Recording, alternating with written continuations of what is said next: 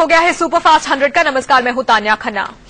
नमस्कार, मैं हूं राशिद। करेंगे बड़ी खबर से शुरुआत। बाढ़ से बेहाल जम्मू कश्मीर की दिल दहला देने वाली तस्वीरें सामने आई हैं।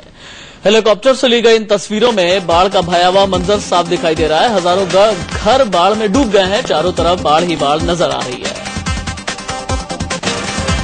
जम्मू कश्मीर के कई इलाके बाढ़ की चपेट में हैं। सरकारी इमारतें, दफ्तर, स्कूल सब पानी में डूबे नजर आ रहे हैं। घरों के चारों तरफ पानी ही पानी है। इन तस्वीरों को देखकर हालात का अंदाजा लगाया जा सकता है। खेत खलिहान, सड़कें, रेलवे ट्रैक सब कुछ सैलाब में समा गया है। राज्य के कई इलाकों में हालात बदतर हैं। जनजीवन पूरी तरह से अस्त व्यस्त हो गया है। लाखों लोग घरों को छोड़कर सुरक्षित जगहों की शरण ले रहे हैं। दरअसल ये तस्वीरें इंडिया न्यूज की टीम ने एयरफोर्स और एनडीआरएफ की टीम के साथ बाढ़ प्रभावित इलाकों के हवाई सर्वे के दौरान ली। हमारी टीम ने उधमपुर, रामनगर और पचेरी इलाकों का जायजा लिया, जिससे ये भयावह तस्वीरें सामने आई हैं। सेना ने रेस्क्यू ऑपरेशन में सबसे बड़े एयरक्राफ्ट C-17 ग्लोब मास्टर को शामिल किया है। देर रात ग्लोब मास्टर एयरक्राफ्ट के जरिए श्रीनगर में बड़ी मात्रा में राहत सामग्री पहुंचाई गई, जिसमें लाइफ बोट्स, खाने पीने की चीजें, कंबल और टेंट शामिल हैं। बाढ़ के हालात देखते हुए राज्य में राहत और बचाव का काम शुरू कर दिया गया है। हजारों जवान घाटी में सैलाब से संघर्ष करके लोगों को बचा रहे हैं। जवानों के साथ राहत सामग्री बाढ़ प्रभावित इलाकों को भेजी जा रही है। रेड क्रॉस सोसाइटी ने भी बाढ़ प्रभावितों की मदद के लिए हाथ आगे बढ़ाया है। राजौरी में रेड क्रॉस के कार्यकर्ताओं ने बाढ़ पीड़ितों तक राहत सामग्री पहुंचाई। बाढ़ पीड़ितों के लिए सुरक्षित जगहों पर टेंट्स भी लगाए जा रहे हैं। बाढ़ से बेघर हुए ये लोग इन टेंट्स में रहकर दिन गुजार रहे हैं। सैलाब के सितम ने इनके घर बार सब कुछ तबाह कर दिया है। जम्मू में बाढ़ और बारिश की वजह से 4 दिनों से रुकी वैष्णो देवी यात्रा फिर से शुरू कर दी गई है। माता के दरबार जाने के लिए श्रद्धालुओं को अब कटरा से अर्धकुमारी के रास्ते पहले भैरव मंदिर जाना होगा। भैरव मंदिर के रास्ते श्रद्धालु वैष्णो माता मंदिर पहुंचेंगे। जम्मू में आई बाढ़ के बाद पठानकोट हाईवे को फिर से खोल दिया गया है। जम्मू पठानकोट हाईवे के खुलने से गाड़ियों की आवाजाही फिर से शुरू हो गई है, जिससे लोगों ने राहत की सांस ली।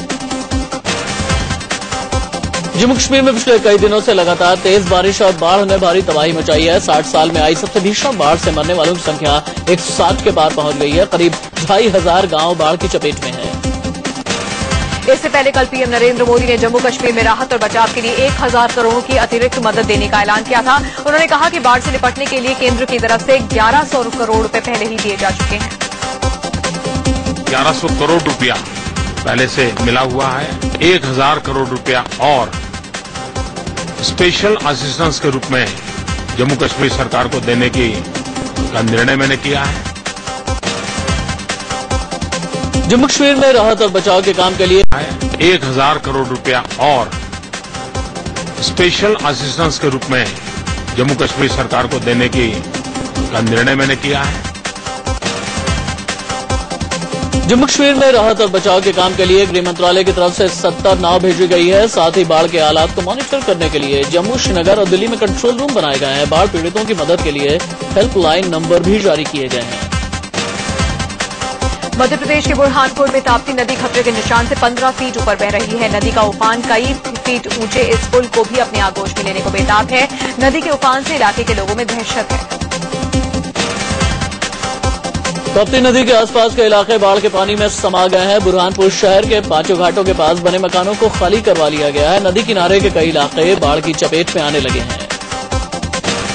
बिहार के नालंदा में अजियारन नदी पर बने एक पुल के टूट जाने से यहां के सैकड़ों गांवों की परेशानियां बढ़ गई हैं। ये पुल शेखपुरा, मुंगेर, जमुई समेत कई इलाकों को जोड़ता था। नदी में आए उफान से मिट्टी कट गई और पुल ढह गया।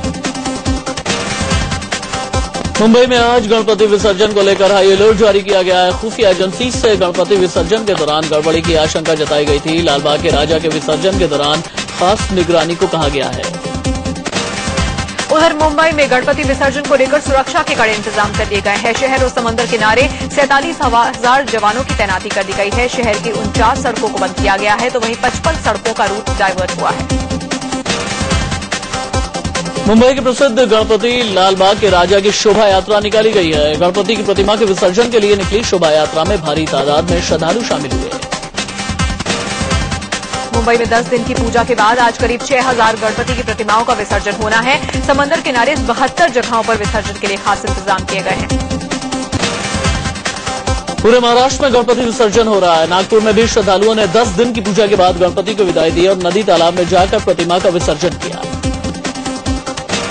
मध्य प्रदेश के मुख्यमंत्री शिवराज सिंह चौहान ने पत्नी के साथ विदिशा में गणपति पूजा की। गणेश मंदिर में पूजा के बाद शिवराज ने कन्या भोज का आयोजन करवाया। आम आदमी पार्टी ने प्रेस कॉन्फ्रेंस का दावा किया कि बीजेपी ने उसके विधायकों को 4 करोड़ का ऑफर दिया था। अरविंद केजरीवाल ने कहा कि बीजेपी नेता शेर सिंह डागर ने आम आदमी पार्टी के विधायक दिनेश मोहनिया को खरीदने की कोशिश की थी। केजरीवाल ने दावा किया है कि स्टिंग ऑपरेशन में बीजेपी की करतूत कैद हो गई है। प्रेस कॉन्फ्रेंस में उन्होंने स्टिंग ऑपरेशन के विजुअल्स भी दिखाए हैं और कहा है कि बीजेपी खरीद फरोख्त कर दिल्ली में सरकार बनाने की तैयारी में है। दिल्ली में सरकार बनाने की कवायद तेज हो गई है। सूत्रों से खबर है कि उपराज्यपाल नजीब जंग आज बीजेपी को न्योता दे सकते हैं। उपराज्यपाल ने राष्ट्रपति को रिपोर्ट भेजकर कहा था कि बड़ी पार्टी बीजेपी को मौका देना चाहिए।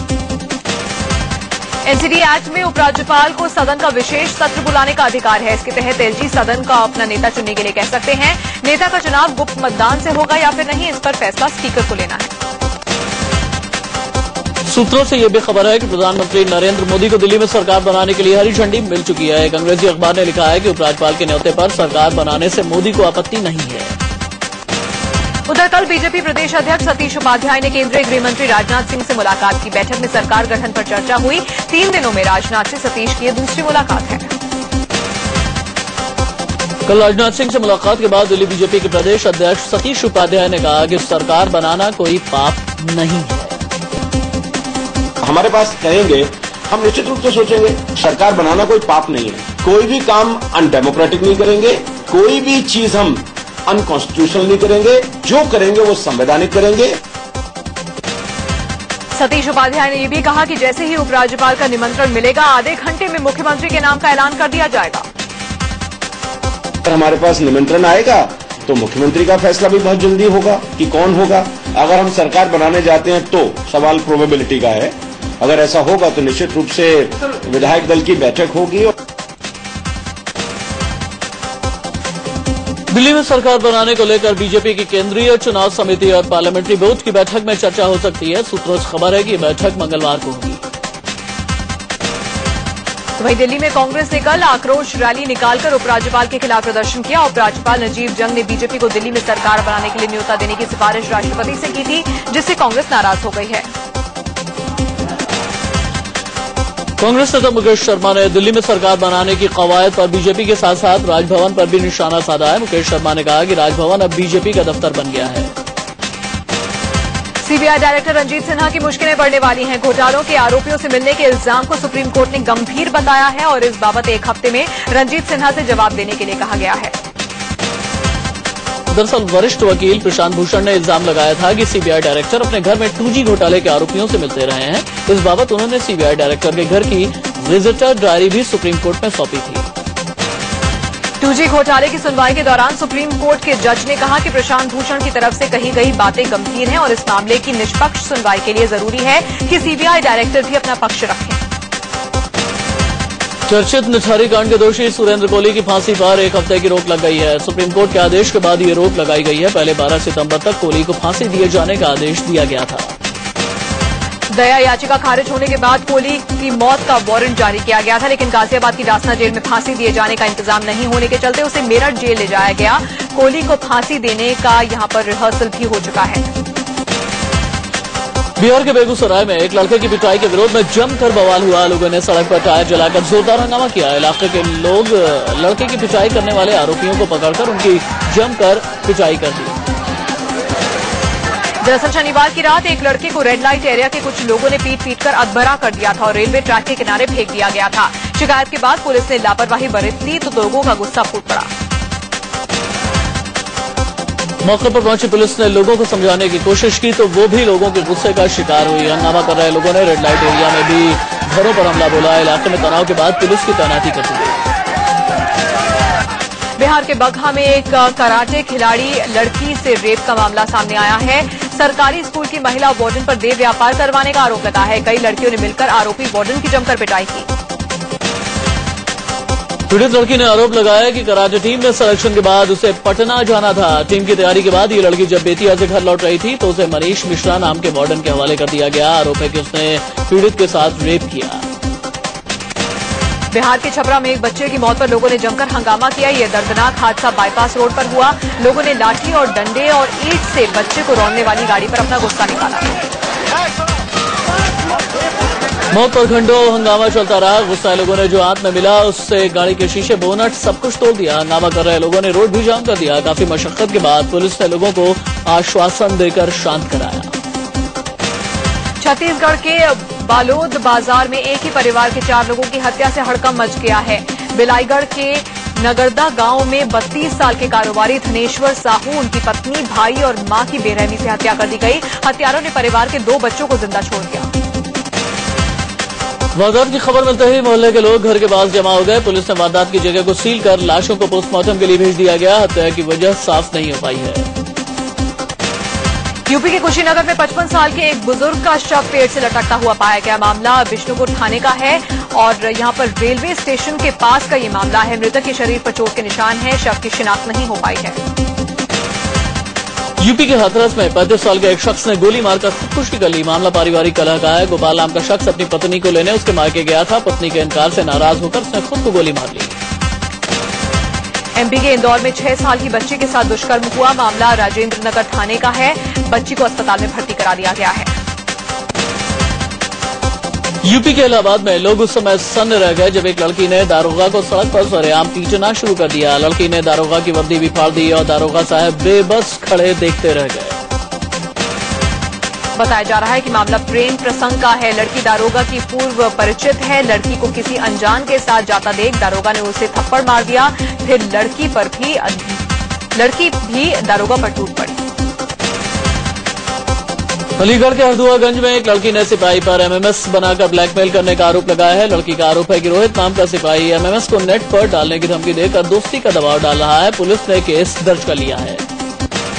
बिहार के छपरा में सरयू नदी में नहाते वक्त 3 लड़कियां डूब गई। डूबने के बाद लड़कियों का पता नहीं चल पाया है। इसी दौरान एक बच्चा भी सरयू नदी में डूब गया, जिसे मछुआरों ने बचा लिया। झारखंड में लातेहार में नक्सलियों ने रेलवे ट्रैक उड़ा दिया, जिसकी वजह से ट्रैक से गुजर रही मालगाड़ी पटरी से उतर गई। हादसे से ट्रेनों की आवाजाही पर असर पड़ा है। आतंकी संगठन इंडियन मुजाहिदीन त्योहारों के मौसम में राजधानी दिल्ली को दहलाने की फिराक में था। ये खुलासा हुआ है इंडियन मुजाहिदीन से जुड़े आतंकी एजाज शेख से। एजाज को दिल्ली पुलिस ने सहारनपुर से गिरफ्तार किया था। बिहार के मुख्यमंत्री जीतन राम मांझी ने एक बार फिर विवादित बयान दिया है। मांझी ने कहा कि अगर दलित दारू नहीं छोड़ पा रहे हैं तो उसे दवा की तरह पिए। दारू पीना बंद करो। अगर अभी एक अवैध नहीं बंद होगा तो दवा को दवा के रूप में दारू पियो। झारखंड में विधानसभा चुनाव से पहले बीजेपी अध्यक्ष अमित शाह अपने कार्यकर्ताओं में जान फूंकने के लिए रांची पहुंचे हैं। यहां वो पार्टी कार्यकर्ताओं को संबोधित करने वाले हैं। इससे पहले कल अमित शाह के रांची पहुंचने पर उनका जोरदार स्वागत हुआ। बिरसा मुंडा एयरपोर्ट पर बीजेपी कार्यकर्ताओं ने गाजे बाजे के साथ उनकी अगवानी की। कल बीजेपी अध्यक्ष अमित शाह ने कोलकाता में ममता बनर्जी पर जमकर निशाना साधा था। उपचुनाव के प्रचार के दौरान अमित शाह ने कहा कि अगर ममता ने आरोप प्रत्यारोप की जगह आधा वक्त भी बंगाल को दिया होता तो सूबे का कल्याण हो जाता। केंद्रीय गृह मंत्रालय ने सभी राज्यों को खत लिखकर आरोपी जनप्रतिनिधियों के खिलाफ केस की सुनवाई में तेजी लाने को कहा है। मंत्रालय की तरफ से कहा गया है कि इन मामलों की सुनवाई रोजाना हो। बगैर नेता प्रतिपक्ष के ही लोकपाल, सीवीसी और राष्ट्रीय मानवाधिकार आयोग के अध्यक्ष की नियुक्ति प्रक्रिया केंद्र शुरू करेगा। नियुक्ति प्रक्रिया में नेता प्रतिपक्ष की भी भागीदारी होती है, लेकिन इस बार लोकसभा में कोई नेता प्रतिपक्ष है ही नहीं। आरएसएस प्रमुख मोहन भागवत ने आरक्षण की वकालत की है। दिल्ली में उन्होंने कहा कि कई जातियों ने हजारों साल तक कष्ट सहे और उन्हें बराबरी में लाने के लिए अगर ऊंची जातियों को 100 साल तक कष्ट उठाने पड़े तो दिक्कत नहीं होनी चाहिए। यूपी के मैनपुरी में एसपी सुप्रीमो मुलायम सिंह यादव ने कल अपने उम्मीदवार तेज प्रताप यादव के समर्थन में जनसभा को संबोधित किया। तेज प्रताप 13 सितंबर को होने वाले उपचुनाव में उम्मीदवार हैं।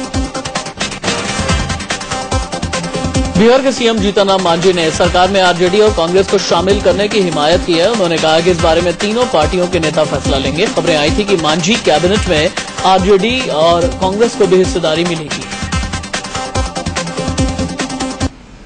महाराष्ट्र कांग्रेस ने विधानसभा चुनाव के लिए शंखनाद कर दिया है। कल इस मौके पर मुख्यमंत्री पृथ्वीराज चव्हाण, कैंपेन कमेटी के अध्यक्ष नारायण राणे, पूर्व मुख्यमंत्री अशोक चव्हाण, महाराष्ट्र कांग्रेस अध्यक्ष माणिक राव ठाकरे भी मौजूद रहे।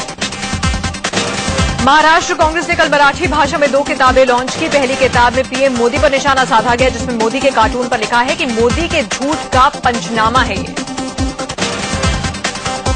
वहीं दूसरी किताब में कांग्रेस अध्यक्षा सोनिया गांधी और पार्टी की उपलब्धियों का जिक्र है। सीएम चौहान ने कहा कि पार्टी कार्यकर्ता लोगों के बीच जाकर बताएं कि बीजेपी ने सरकार बनाने के बाद अपने वादे पूरे नहीं किए, साथ ही कांग्रेस की नीतियां गिनाएं। महाराष्ट्र में चुनाव को देखते हुए शिवसेना ने आरोग्य सेवा शुरू की है। शिवसेना सुप्रीमो उद्धव ठाकरे ने मुंबई में कल टेली मेडिसिन सेवा का शुभारंभ किया।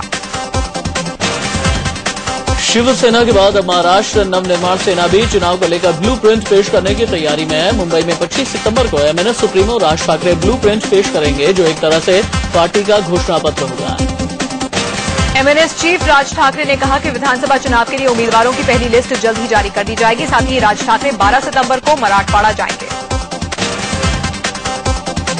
राजस्थान के झालावाड़ में पुलिस ने छापेमारी कर अवैध जुए के अड्डे का खुलासा किया। पुलिस ने ठिकाने से बड़े घर के 18 लड़कों समेत 7 लड़कियों को गिरफ्तार किया है। इनके पास से हजारों के नकदी समेत 10 लग्जरी गाड़ियां बरामद की गई हैं।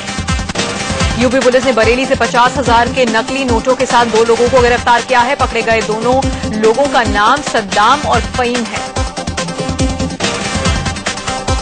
मुंबई की क्राइम ब्रांच की टीम ने दुर्लभ माने जाने वाली मांडुल प्रजाति के 4 दुर्लभ 2 मुहे सांपों के बेचने जा रहे 3 लोगों को गिरफ्तार कर लिया है। इन सांपों की कीमत करीब 20 करोड़ रुपए बताई जा रही है। राजस्थान के सिरोही में 67 साल बाद 2 भाइयों का मिलन हुआ। दोनों भाई भारत पाकिस्तान बंटवारे के समय बिछड़ गए थे। जानकारी मिलते ही दूसरा भाई पाकिस्तान से आया। परिवार से मिलकर सभी की आंखें नम हो गई। कानपुर के काकादेव इलाके में गणेश पूजा के दौरान अश्लीलता का मामला सामने आया है। गीता कॉलोनी इलाके में गणेश पूजा के दौरान बार बालाओं को डांस कराया गया। इलाके के जाने माने लोग इस आयोजन में मौजूद थे। गणेश पूजा के पंडाल में अश्लीलता परोसने का यह काम घंटों तक चलता रहा। एक के बाद एक कई बार बालाएं यहां पर भोजपुरी और हिंदी गानों पर ठुमके लगा रही थी। दिल्ली के आनंद विहार के यमुना स्पोर्ट्स कॉम्प्लेक्स में गुड लक गुरु पवन सिन्हा ने वहां सत्संग किया। 3 दिन तक चले आयोजन के समापन में श्रद्धालुओं की भीड़ उमड़ पड़ी। गुड लक गुरु पवन सिन्हा के धर्म के कई पहलुओं के बारे में उन्होंने जानकारी दी। वहीं उन्होंने सत्संग में आए लोगों से बात करके उनके सवालों के जवाब दिए। प्रवचन सुनने आए लोगों ने बताया कि गुड लक गुरु ने उनकी कई समस्याओं का निवारण किया है। छत्तीसगढ़ की राजधानी रायपुर में कल गोरक्षा को लेकर रैली निकाली गई। इस रैली में हजारों की संख्या में लोग शामिल हुए और गोरक्षा का संकल्प किया। वाराणसी में पौराणिक कल्प वृक्ष का एक हिस्सा टूटकर गिर गया है। वन विभाग ने पेड़ को बचाने की तमाम कोशिशों के तहत केमिकल ट्रीटमेंट भी दिया था।